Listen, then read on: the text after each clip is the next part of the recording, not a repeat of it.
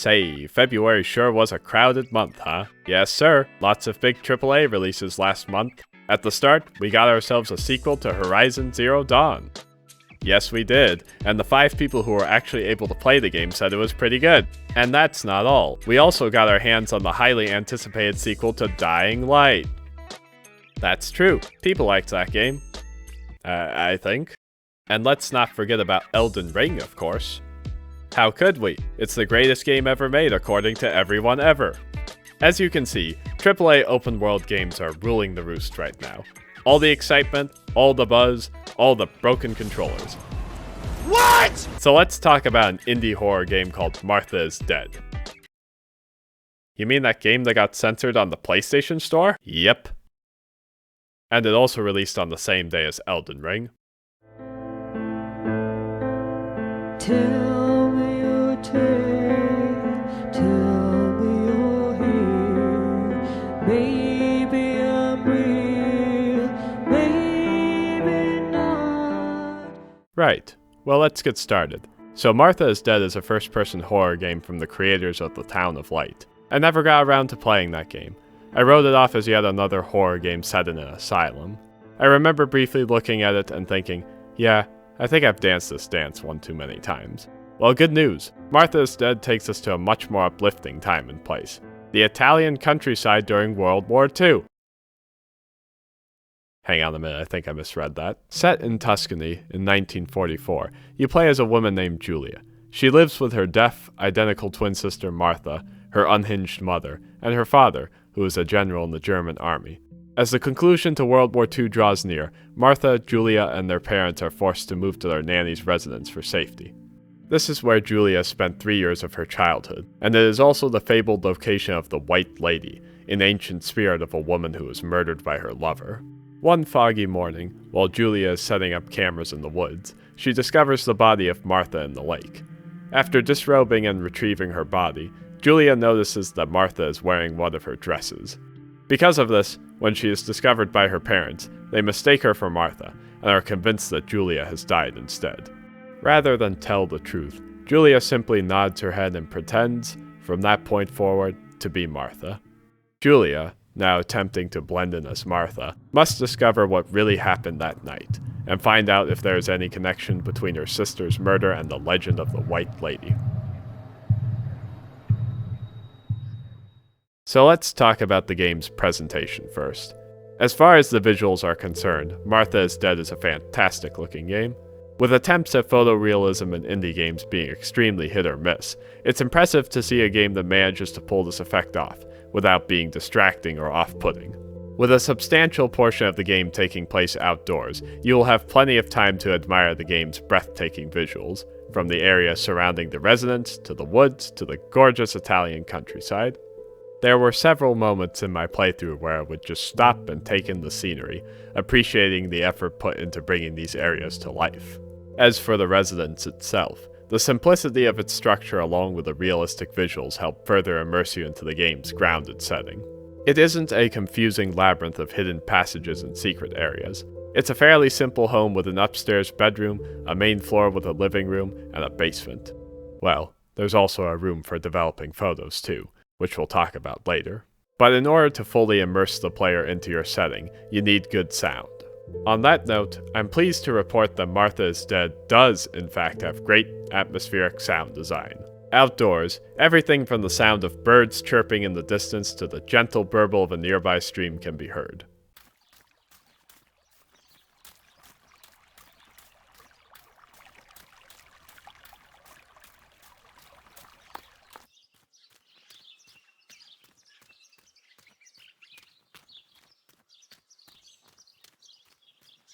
While indoors, upbeat, slightly distorted music plays on the radio as you explore the residence.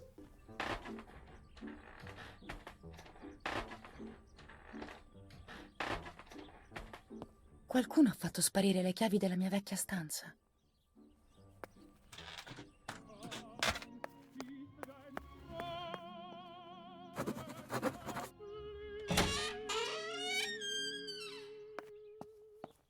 This helps the game maintain a strange sort of tranquility, which is then immediately shattered by the harsh reminder that yes, there is still a world war raging on in the background.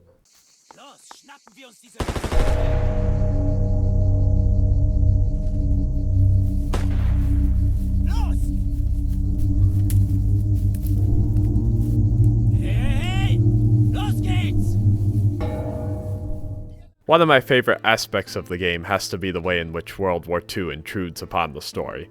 It's not just a background detail that is briefly mentioned at the beginning and forgotten about.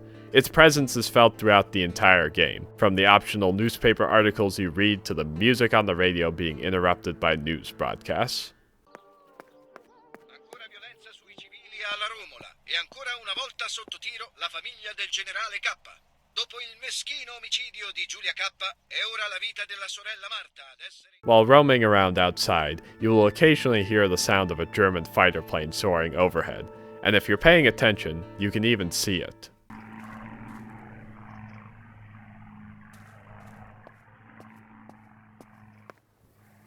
But does Martha is Dead succeed as a horror game?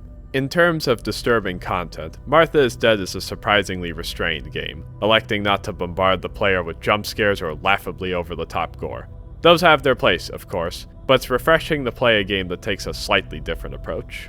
As a result, the few disturbing moments it does have, which I won't show because of spoilers, and also I'm pretty sure YouTube would instantly delete the channel, have a greater impact because of their scarcity. When it's not creeping the player out with its ominous atmosphere during the nighttime sequences, Martha is Dead intrigues us with its dreamlike visuals and set pieces, such as a scene where you have to swim towards a dead hanging body in the water. These sequences are accompanied by an effectively eerie soundtrack that gets under your skin. My favorite track in the game is one called Anguish. The constant drumming, resembling a heartbeat, combined with the distant, barely audible screams and whispers makes for one hell of a disturbing backdrop. Okay, let's move on to the gameplay. Here's a question for you, viewer. Have you ever played Gone Home? I'm just gonna assume you said yes. And even if you haven't, you've probably played through plenty of games inspired by it in the years since its release. My point is, it's more like that than it is Amnesia or Outlast. So don't go into this game expecting tight resource management or even fail states.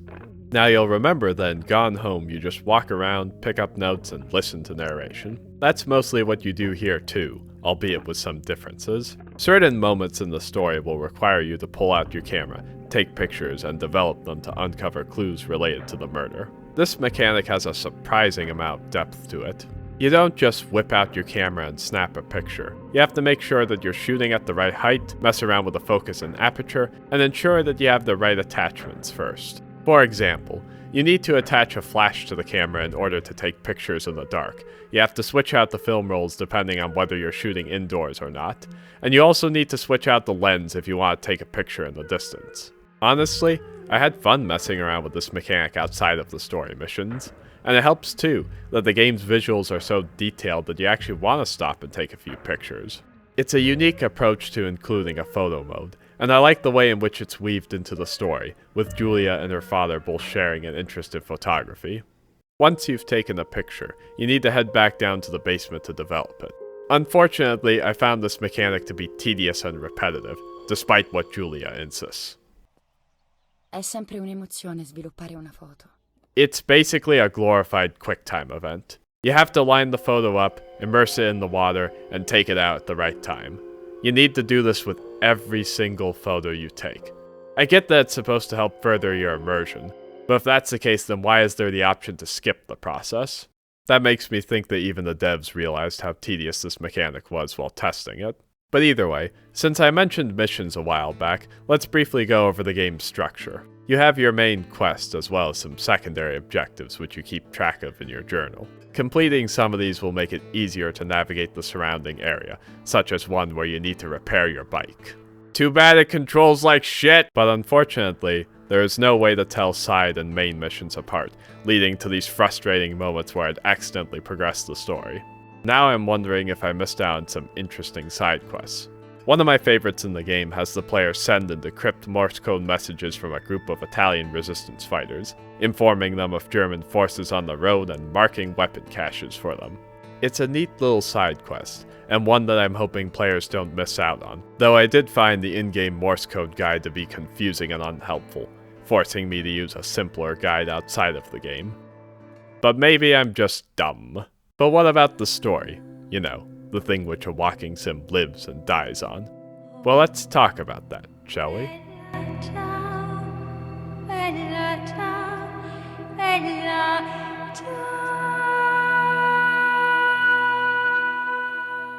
Launching the game for the first time, I was immediately drawn into the story of Martha is Dead, thanks, in no small part, to Giulia's narration. I decided to go with the Italian dub, since it was the default setting, and I'm glad I did. It helped immerse me into the setting, and the voice acting itself is actually pretty strong, especially for Giulia. Her voice actress does a great job of communicating the grief, confusion, and guilt that Giulia feels over taking on her sister's identity. Ecco Marta. Questo è il mio cuore. Portalo con te. Inizio a capire quanto doveva essere dolorosa la tua condizione. Non poter comunicare è sempre più difficile.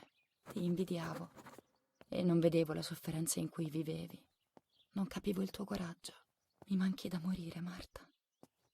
Io non sono degna di vestire i tuoi panni. Giulia's inner monologue is easily one of my favorite aspects of the game. Her commentary helps provide depth to the world around her, and we learn some revealing truths about her relationship with the rest of her family, including the fact that she barely received any affection from her mother. But it becomes harder and harder to trust everything that Giulia says, as her behavior starts to get stranger in the second half of the game. I assure you, it's perfectly normal to use dolls to act out your childhood trauma. Nothing to worry about there. On the subject of trauma, the aftermath of Giulia's death, or should I say, Martha's, is one of the more distressing things to witness in the game. Having never liked her that much to begin with, the mother is almost indifferent to Giulia's perceived death, while the father is distraught, believing that she might have been assassinated by Italian resistance fighters. But beneath all those concerns lies a deep sadness, as he feels guilt over having not spent enough time with her because of his role in the war. It's heavy stuff, and it's right in line with the bleak, somber tone of the rest of the game. Tutto il tempo che non ho saputo spendere con te. Ora sono a casa. Possiamo andare a pescare insieme. Possiamo fotografare le farfalle. No, non possiamo fare più niente insieme, vero? Più niente. So, where does the horror element come in? Well, you're first introduced to the White Lady through a flashback sequence with a nanny reading a story to Giulia when she was a child. The darkness of the room combined with the rain outside makes for a wonderfully atmospheric introduction, and it effectively establishes the game's horror angle. Because of this, I was caught up in the horror mystery of the game, and with each new clue I'd uncover, I found myself looking forward to seeing how all this would pay off. And, well, let's just say that I have some opinions on the second half of the game. If I'm being honest, I think the second half of the game is going to divide players. As for me, even as I write this down, I still don't know how I feel about it. It's difficult to describe without spoiling the entire thing, so I'll just say right now that I don't consider it a deal breaker, and I think that some will even find it interesting. I think that's about as far as I can go. If any of this has piqued your interest, I would skip to this timestamp, because I'm about to spoil the shit out of this game.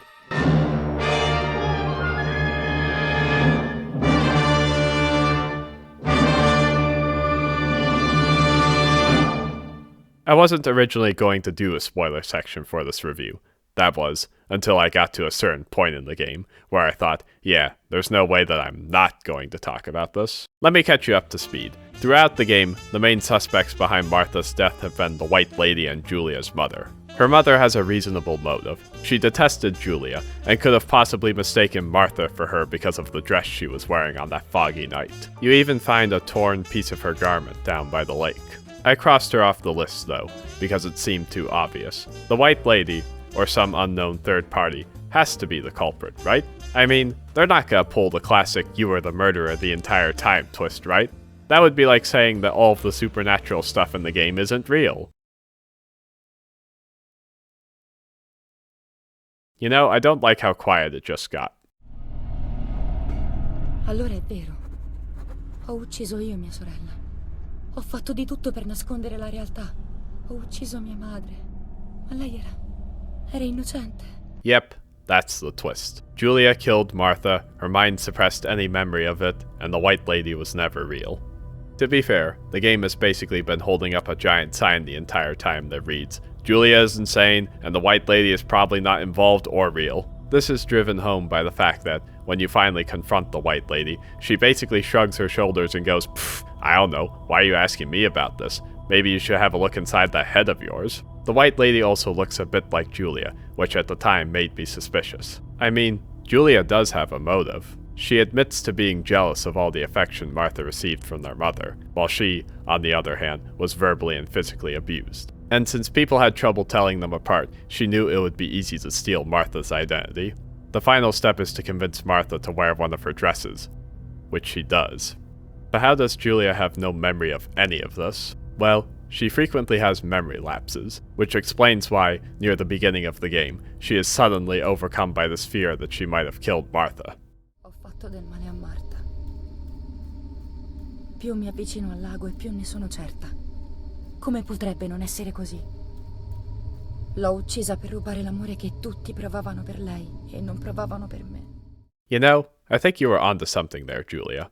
I'm not going to go over every little detail in the story, but the point I'm trying to make here is that it adds up, it makes sense, and admittedly, it's upsetting, especially the part right before the twist where she kills her mother. The game ends with Julia being sent off to an asylum, while she describes, through narration, the abuse she suffered there. It's a dark, bleak, and effective ending, and that just further adds to my conflicted feelings about the twist. Because, if I'm being honest, I was interested in the ghost story, and I didn't like how it ended in such an anticlimactic way. As I sat in front of my computer, watching the credits roll, I reflected on what I actually wanted out of this game to begin with.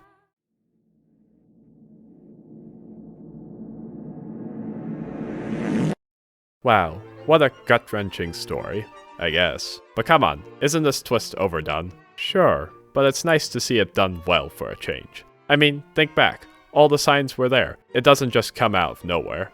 In fact, I think it's neat how both Julia and the player go through a similar level of denial. As the reality of the situation sets in, it becomes impossible for both the player and Julia to overlook who's really responsible here, making the reveal all the more soul-crushing. And besides, 2 of your favorite games of all time have twists like this. That's true. But in those games, the twist enhances the story, and makes me want to go back and see all the little details I missed. Also, they don't just throw away important plot lines, they recontextualize them. Whereas in here, I'm annoyed that I even got invested in the ghost story to begin with. I mean, the White Lady is a major focus of the story, and it's weird that it's just discarded like that. I don't think I have to explain to you that that's not what the story is really about. But that's my problem. Why even bring in the ghost story if it ultimately doesn't matter and could have been replaced by literally anything else?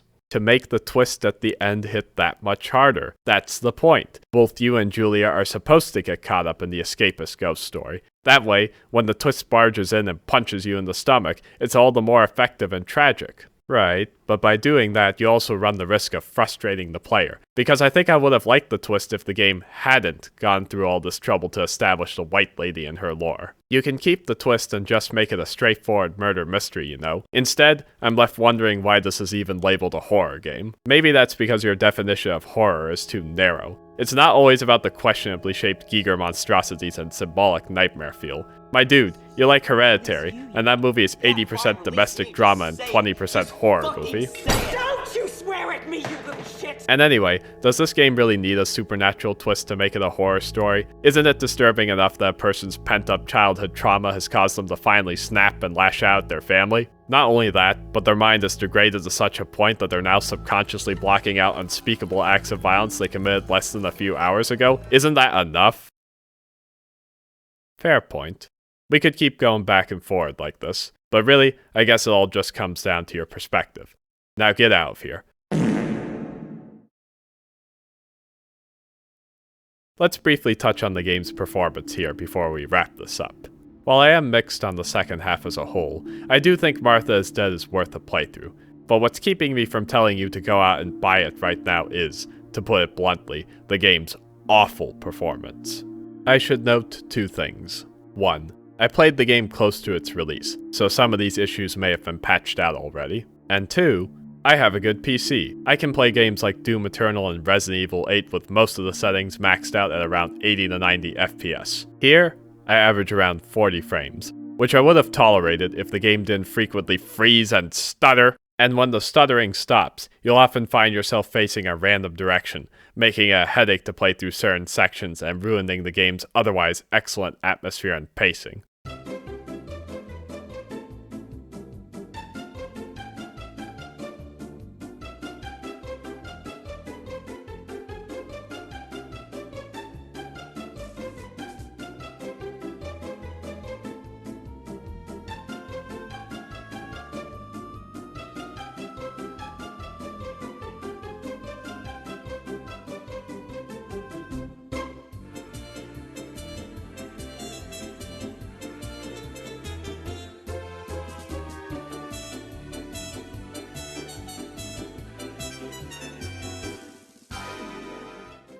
It honestly felt like I was playing through an early access title at times. It seems like the devs are aware of these issues. While I was writing this review, a couple of patches were released which apparently address most of these performance issues.